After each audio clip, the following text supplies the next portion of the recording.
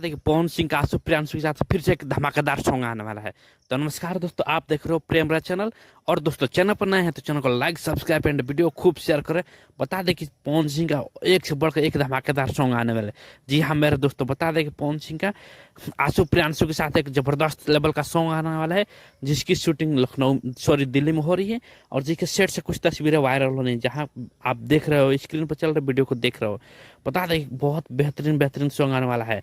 और बता दें कि आशु प्रियांशु के साथ तो पवन सिंह का सॉन्ग आ ही रहा है, प्रिंस प्रियदर्शी का भी सॉन्ग आने वाला है, जिसके लिए आशु प्रियांशु सिंह और प्रिंस प्रियदर्शी दिल्ली पहुंच चुके हैं और बहुत बेहतरीन होने वाला है। दोस्तों उसमें कि चांदनी सिंह के साथ पे स्पेशल सॉन्ग होना है। जी हाँ मेरे दोस्तों, स्पेशल सॉन्ग आने वाला है जो कि चांदनी सिंह के साथ होगा, बहुत जबरदस्त सॉन्ग होगा। और एक न्यू एक्ट्रेस के साथ पवन सिंह का बहुत जबरदस्त लेवल का सॉन्ग आने वाला है।